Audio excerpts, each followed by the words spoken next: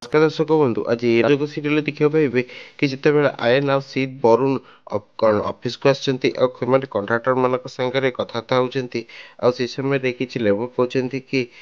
Ion sir ये कॉलोनीटा हूँ आपणकर शेष कॉलोनी तापर तो आपण दुबई आ इंग्लैंड चलि सेठरे मते कंस्ट्रक्शन स्टार्ट करेंगे ये कथा शुणा पर आयन कहते कि नाई नाई सेमती किसी भी नाई ये कम भी आमर आमे समस्ते ए काम को मिसिकी करवा कहीं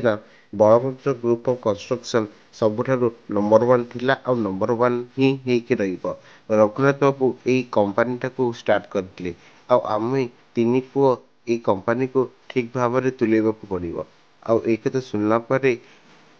लेबर मैंने कहते कि ये कंपनी तो केवल आयन सार आ बरुण सार ही चलिकी आसी आई समय सीत कह कि नाई नाई आम तीन भाई मिसिकी ये कंपनी टाक भल भाव चलैचु आई बापा तो ये आमको दायित्व देते से समय आयन आसिक कहते कि नाई बापा आम तीन जन को अलग अलग दायित्व देते सेमती बरुण को दायित्व देते कि कंस्ट्रक्शन काम संभाल को मत दायित्व देते कि सुपरविजन करने सेमती सीत को बीबीडब्ल्यू दायित्व दी आई कथा सुनला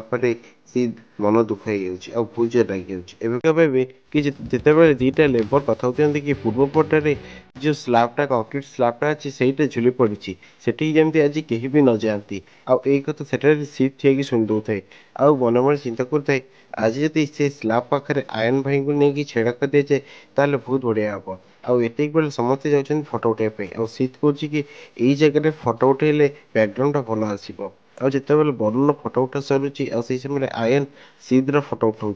आती बेले से ऊपर लेबरटा से कंक्रीट स्लाबटा को तौक पकाऊँ आक देख सारापर आयन बहुत जोर व्यस्त हो कहे कि सी हटी जाए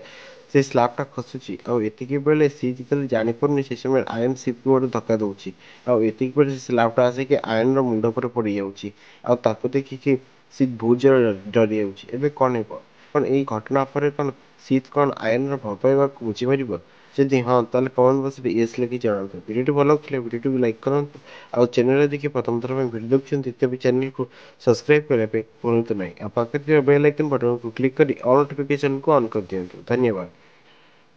हेलो एवरीवन आज आपण मैंने राजयोग सीरियल देखा पाइबे कि सोना और रिया दुई जण जाक मजाक उड़े कि दिया को एते कथा शुणेबा पर दिया उत्तर देके एमती कहे कि सोना और रिया तुम दुई जणकर मो विषय चिंता करबा किछि भी दरकार नहीं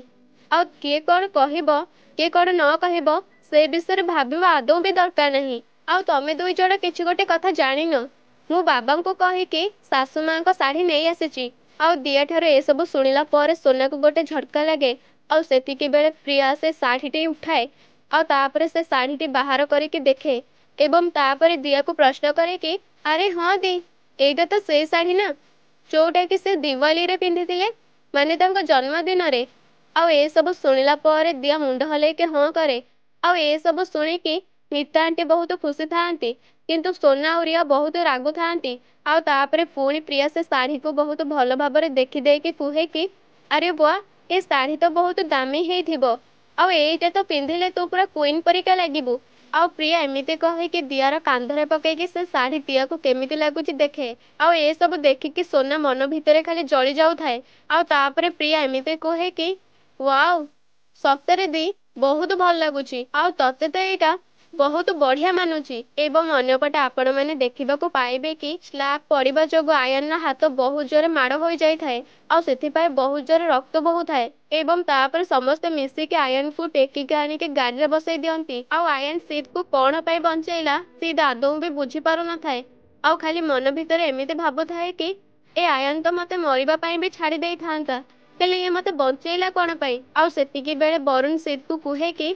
सीट आपण आयन सार को भलरे धरी थांतु मु बहुत जोर रे गाड़ी चलेबी तापरे पुणी सीट को कहती कि आपण तांका हाथ को सीधा करके धरंतु जेमिति फ्रैक्चर न हेबो जेमिति बहुत जल्दी भल हो जिवे तो सांग मैंने आगो को जानिबा पाई नेक्स्ट वीडियो को अपेक्षा करंतु एवं चैनल को सब्सक्राइब करके रखंतु।